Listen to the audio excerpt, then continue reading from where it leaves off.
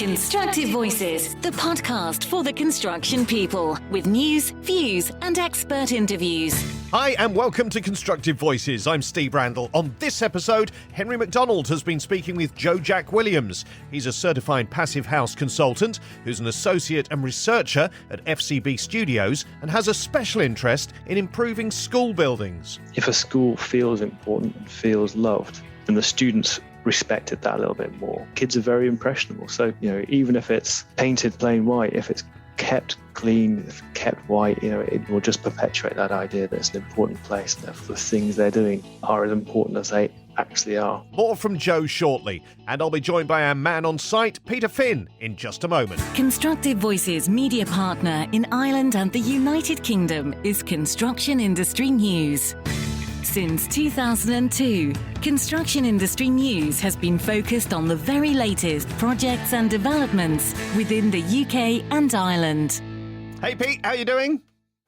Steve, how's it going? Good to talk to you as always. Good. I can't believe we're at the end of May already. This year's flying by, and it means that we're now just, days away from Footprint Plus, this huge event that we've been talking about over the last few episodes, which is taking place in Brighton on the south coast of the UK, 7th to the 9th of June. It's going to be right there on the seafront, and the whole focus is about sustainability and a move to a greener way of building. And it's so exciting, this event. And we've got a great guest today who's going to be one of the speakers and talking more about that. And it's going to be a really good interview, isn't it? Yeah, Steve, you got me excited with that one. That was like the ring announcer before the Tyson Fury boxing match there. I was like, whoa, ready to go. So, you're 100% right there, Steve. Joe Jack Williams, he is a certified passive house consultant. He's got huge experience in construction, but his main area of expertise, or the area that has a huge amount of experience in, is probably the best way to put it, is how they use school buildings, how they design school buildings to make sure that those type of buildings are sustainable. So obviously this is, has a massive connection with the Footprint Plus event that's coming up, and Joe Jack Williams is going to be one of the speakers there as well. So really good information he gives about how designers think when they are now designing buildings. Obviously, he speaks mainly about school buildings, but it gives a really good insight into the mind of a designer. And I found it very interesting, and I'm really looking forward to hearing more about it as well, to kind of know that this person is going to give us this type of information and this type of insight. Okay, well, let's hear Joe Jack Williams, and then we'll come back and discuss a little bit more about it, and maybe reminisce a little bit about our own school days and the school buildings that we loved so much, Pete. We'll talk about that shortly. Cheers, Steve. Absolutely. We'll chat then. Joe's been speaking with Henry McDonald. So I trained originally as a mechanical engineer and sort of found myself working in the world of building services as an MEP consultant. But during the financial crash, it was just all a bit pants, if I'm honest. The work was pretty poor. So I thought, well, let's see what we can do. What else is out there in the world? And eventually stumbled into a fully funded engineering doctorate with UCL, which was funded by FCB. So that was in the world of understanding education facilities. So looking at the built environment of schools and how that interplays with the academic progression, if you like. So with the kind of idea that we're really fortunate in that we have 180 architects who are engaged, bright. My role is really just to kind of perpetuate those things and make sure that we get something useful out of them. Keep that kind of enthusiasm going. Over the past couple of years, it's kind of morphed into a bit more sustainability.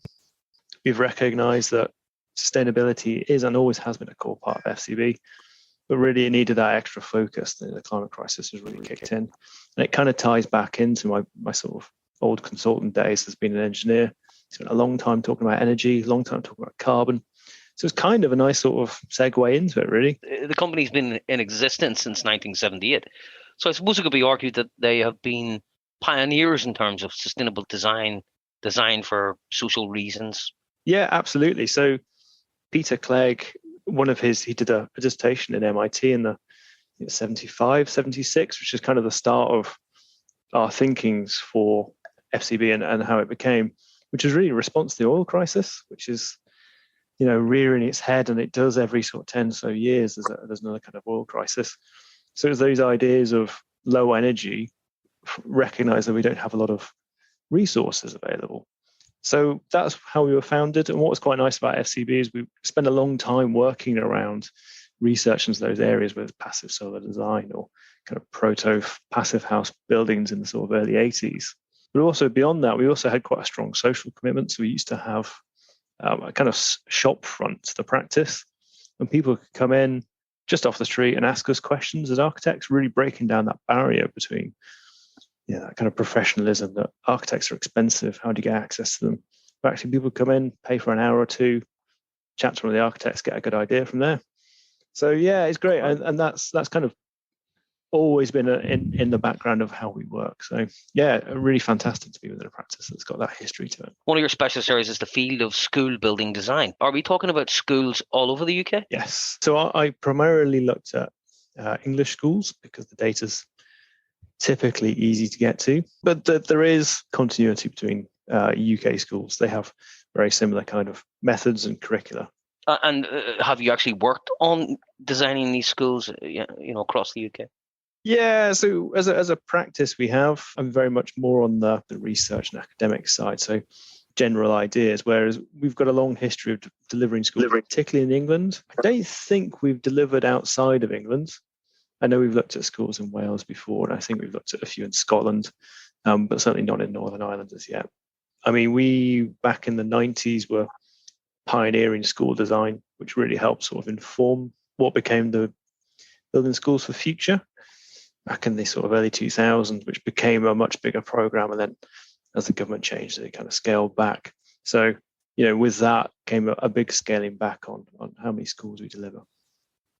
A question that gets to the heart of the matter, in a way, the core question is, how does the design of a school impact on its students? Yeah, good question. So I spent 6 years in the end doing my doctorate, trying to work out what the impacts of schools were. And there's still an awful lot of work to be done. There's some great work by Peter Barrett, who's at University of Salford, really digging into this. In effect, a good school is there to enable a good teachers to perform much better. And they're very much that kind of enabler. What we'll find is if you've got a great building, but with a teaching staff that don't use it properly, a teaching staff that's not engaged, you're always going to struggle. But getting the basics right, good daylight, making it people feel safe, getting toilet design correct, making nice wide corridors, all these things have impacts. So the big finding I found was that if a school feels important and feels loved, then the students respected that a little bit more. So there's very much this case of it engendering a kind of ideal of good performance. If it's poorly maintained, they won't respect it and it will kind of disappear. So, it's all about that kind of beacon of education, if you like. You go back to the kind of Sherlock Holmes thing of the schools are beacons of education. It's amazing, but they really are.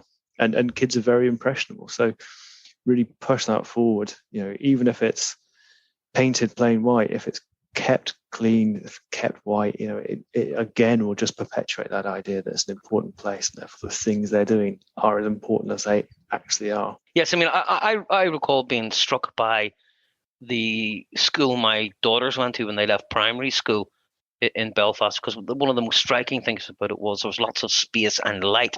There was a glass roof over the main atrium area leading to all the classes. And I recall my own school days when we were in 19th century relics with dark, dank, foreboding kind of hallways and classrooms. Do you think actually that the proper use of space and light, building design like that, can affect or even improve students' performances educationally? Yeah, I suppose the problem with a lot of this is how do you measure attainment and academic performance, and that's the real complexity. The government will focus on academic achievement, whether that's exam scores. They might look at absenteeism. I think they're all good indicators of school that's doing well, but actually drawing a solid line between this is the building form and how the building works and the academic performance. It's just so difficult. There's so many variables. And if you look at lots of the studies and paperwork out there, they'll say, a slight tweak in X value will improve cognitive performance by Y. Cognitive performance is typically difficult to ratify with education. So, yeah, really tricky. I mean, things like getting good daylight in there, it just makes everybody feel that bit more relaxed. And so there's lots of things we intuitively know, but don't necessarily have the techniques to measure. And I think finding the argument for those is always going to be the battle. So a well-designed building with space and light will at least engender a feel-good sort of sense of well-being inside the school. I suppose that's a good start, isn't it? Yeah, exactly that. So all those kind of health and well-being ideals, if you look at the Well Building Standard, which is very broad and very detailed at the same time, if you manage to get those things in, actually you end up with a school that is resilient, that is healthy, happy. At least the students they have a healthy environment to work in, and that is half the battle. So, and then it's about education and making sure the teachers know how to use it and how the school uses it. We've got one school where the students are told to be quiet when they walk around the whole building, not allowed to speak. And it's very bizarre, but it's a very beautiful space because the students all want to get out of the corridors and into the classrooms and talk to their friends and all that kind of thing. And it feels kind of, I don't know, it's not what I'd expect to have enjoyed.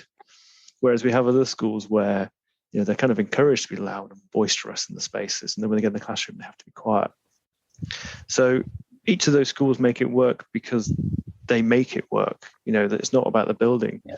They've embraced the building and they found the way to make it work for them. So there's a whole raft of senior leaders really pushing this down through all the teachers, not all of the staff, not just the teachers, to make sure that how it operates is uniformly understood. Something perhaps we can compute more harder, if you like, calculate, is the carbon impact of a building. Now, this is something I know you're very knowledgeable about. How do you predict, measure, and mitigate the carbon impact of a building?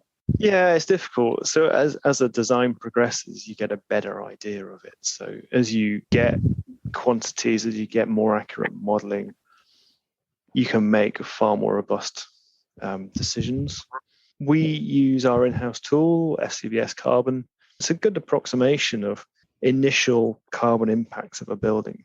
So we use things like the Passive House Planning Package, PHPP, which will give us ideas of predicted energy use. And within FCBS Carbon, we can predict embodied carbon of the building and those kind of future carbon emissions coming from replacement and maintenance. It's not perfect, but what it allows us to do at those early stages is make predictions about what it could be and then see the impacts of our decisions. So if we change an interior surface, if we change the floor covering, we change the wall, we can see how those kind of fit and work together. So you can do it. There are tools and methods out there. There's those SIBS who have produced guidance, and Letty have produced guidance, and the ROBA and RICS and many others. So we are getting to a kind of point where actually prediction of carbon impact of buildings should almost be routine. It's not quite there yet, but we are getting there. Is there some sort of machine or measuring device to do that? Is there something you put into the house or the building to compute what the carbon impact is? Yeah, the easiest way to do it. I very much look at building performance. So I don't look at the occupants' lifestyles and those kind of broader things. So when I talk about that, I'm talking about their food and their waste and their transport. Those are slightly trickier to predict. But actually, the biggest carbon impact of a building once it's built is their energy use. And what we actually have in the UK is lots of really good energy meters. Even if they're not smart meters, they're all calibrated. They're all fairly accurate. So we get really good data from that. And that's the biggest driver. When you start to look at those bigger issues of, do people drive or do they take the bus or do they walk? That's really tricky to do. You're in this realm of making personal decisions for people. And I think a lot of people instantly would find that uncomfortable. But at least the energy, as you say, of a building or the use of the energy is able to be calculated relatively accurately. I wonder, will the use go down now that energy is costing so much? And what is the purpose? So. Yeah. Tell us about. What is the purpose of the tool? What is the purpose of recording the carbon impact? And can it be aggregated to say in a housing complex that's built the same way, for example, or even a town? Who knows in the future? Yeah, so there are definitely ways of doing it. So they can be aggregated. There are different ways of doing it. So the energy market is such that it is quite highly regulated, and they spend a lot of time gazing into it and understanding how energy fluctuates over time. So we can certainly see it at national levels very clearly. We can see whether things are where that energy is going in sort of general areas. There are bits of research at the minute looking at metered data in local authorities, for instance. Mm-hmm. But really the difficulty is, things like GDPR mean that it's not really okay to monitor the energy use for a home, because you very quickly you can find yourself in a position where you're making comments about their own personal life. Yeah. So it's much easier to abstract at the kind of level of, if it's an apartment building, how's the whole apartment building? So it's much easier to deal with that. And if you look at something like public buildings, all of their energy use is public knowledge. They should all be publishing their energy data through display energy certificates. There's a public platform maintained by the government, and you can go on and you can find the building and read all about it over the years. So we are getting there. The government do publish carbon emission factors for the entire UK, broken down by sector. It's not necessarily the most intuitive of breakdowns because you can't initially find out what's just buildings, but we are starting to pull those bits together and put them back together in a format that we need to be able to make those future advice on how does our buildings work. And I suppose when you talk about public buildings, going back to the schools, that's a good place to start in terms of recording carbon impact. Absolutely, is the sort of especially for the new generation who are so concerned about climate change. Yeah, exactly. And in lots of schools, there's something like 30 to 35,000 schools in England. That's a huge number of buildings that any impact you can have on those schools to reduce their energy use is ultimately multiplied by such a huge number that it's well worth doing every time. And the Department for Education, to give them credit, do spend a lot of time looking at their school estate and how they can improve it, recognizing that they're one of the biggest clients in the country, effectively. Constructive Voices. So, Pete, there you go. Joe Jack Williams, one of the speakers at the Footprint Plus event, 7th to the 9th of June in Brighton. And, school buildings is his focus. And I think that's really, really important that we start building schools that are just great places for learning. I can't really remember my school days because it was so long ago, but I do remember that the buildings tended to be quite dark. They felt uninspiring. I don't know if that was your experience as well. And cold. It would certainly be something that I would remember, and maybe not functioning that well in terms of, long walks from one class to the other, maybe stuff like that just you didn't really think about it at the time. You just did it. But when you think back now, you'd be kind of saying to yourself, a little bit more thought and foresight could have made that whole experience and the whole running of that school better. So what Joe Jack Williams has done is he has taught at a number of universities in the UK. He's obviously been a student himself, and he has such a wide variety of experience, in particular in sustainability. He's developed a tool which was able to estimate carbon life of a building, and he's taken all those experiences and he's used them to assist in ensuring that buildings such as school buildings and again, this information and these templates can be then used going forward into similar type of buildings. So they're not that building which we have from our childhood, which was the big, cold, inefficient building, which was fossil fuels burning away to get the rooms up to a certain temperature. And then the budget was so much then that was stopped and you just had to put your jacket on in the afternoon or whatever it was that went on in schools all across the world. What they've done now is they've taught about things in a different way. They're using more sustainable technologies that we have now, making sure that, the schools are set up in such a way that they deliver the functionality that's required for learning and education, but also they are an environmentally friendly building to build and also to run afterwards. It's not only buildings that are brand new off the ground, it's about how buildings that are existing can be adapted and how they can be basically retrofitted to be improved as well. And as he said himself, this template could and probably will be far-reaching now. There's absolutely no reason why the technologies and the specifications and design details that are being used on the projects that Joe's working on can't be used in, somewhere else, far side of the world, on a different continent. A few small tweaks to suit the climate and the environment over there, and you basically have the same situation again. Great stuff. Again, such positive stuff to hear and such great information to get. And again, this is only one of the speakers that is going to be at Footprint Plus. So, I mean, it's a real, I was excited with your warm-up chat earlier on. I'm even more excited now. So much good stuff. Yeah, definitely. And I think, we've talked about the sort of younger generations before, and they're the driving force that they are behind the move towards carbon net zero and sustainability. And, it's going to become increasingly difficult for buildings like school buildings and university buildings to not meet the requirements of those students, because they're going to be there and questioning why this building isn't at the standard that it should be, why it's leaking energy everywhere, why, things are not built the way they should be built. They're going to be held to account in a way that buildings have never been held to account before, because the students are going to be in them and expecting them to be sustainable. There's nowhere to hide on this one. Yeah, absolutely. Like, the best way to change something is to get the young people on board early.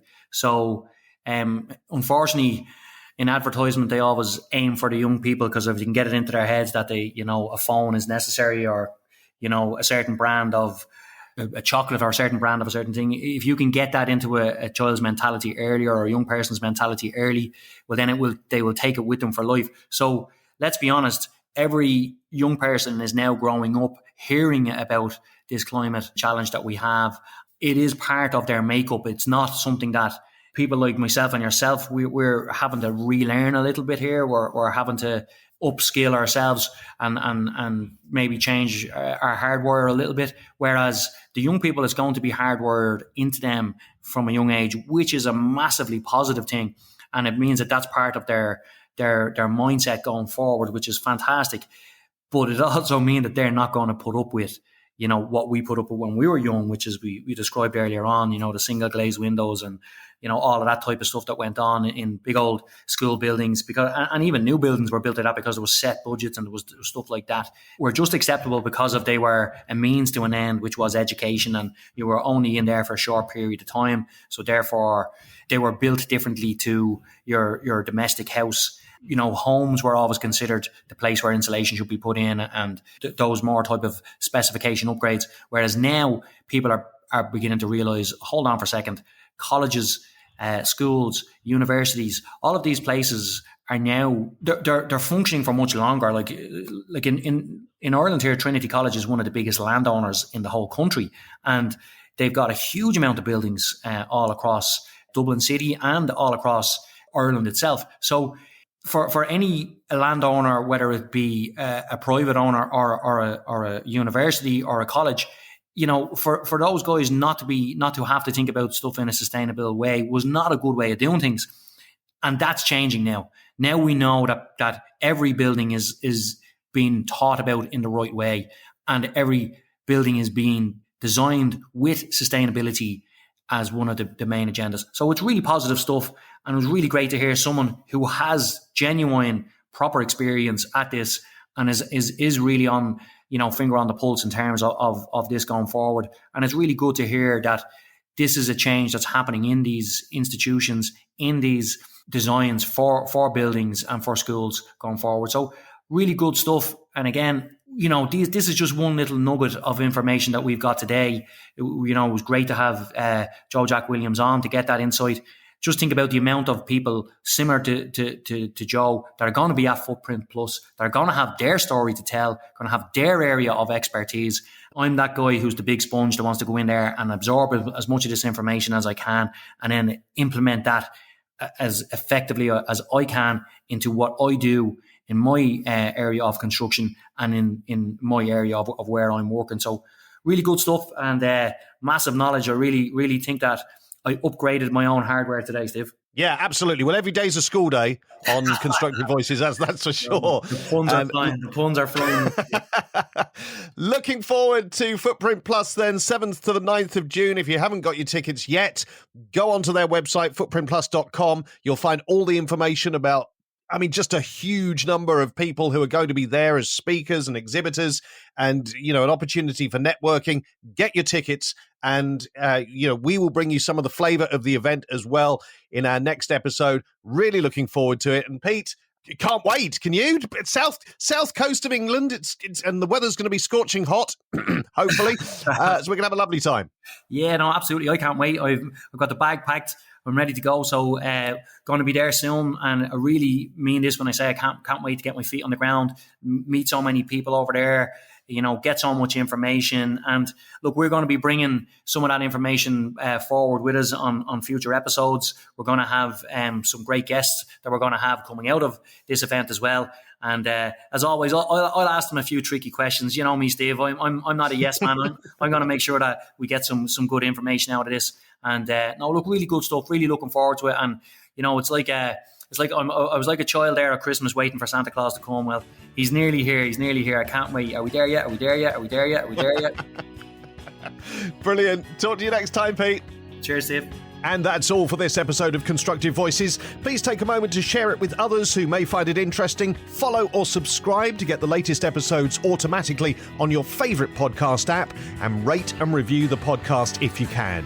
You can also listen to the latest episode by saying, Alexa, play Constructive Voices podcast. Here's Constructive Voices. Here's the latest episode. And on our website, where there's lots more information too. That's constructive-voices.com. Don't forget the dash. Until next time, thanks for listening. You're really helping us build something. Since April 2021, Constructive Voices has been engaging an audience across the construction industry through our podcasts. With at least 2 episodes every month, the podcast has attracted industry thought leaders on key topics including sustainability, technology, people, and places. We talk about climate change, mental health, building technologies and materials, talent acquisition and development, diversity and inclusion, design techniques and trends, and much more.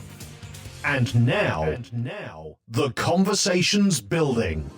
Constructive Voices is becoming a radio station, available worldwide online, providing a new platform for the construction industry to share best practice, new developments, the answers to the big questions, solutions to growing challenges. 24 hours a day, we'll share insightful, inspiring and innovative views from the best in the business, with even more voices and more topics more often. Constructive Voices Radio also enables trusted contributors to connect with our growing audience through branded content alongside our editorial features. Professionally produced Constructive Voices audio content gives your brand a new way to tell your story, share your insights, and engage with the industry.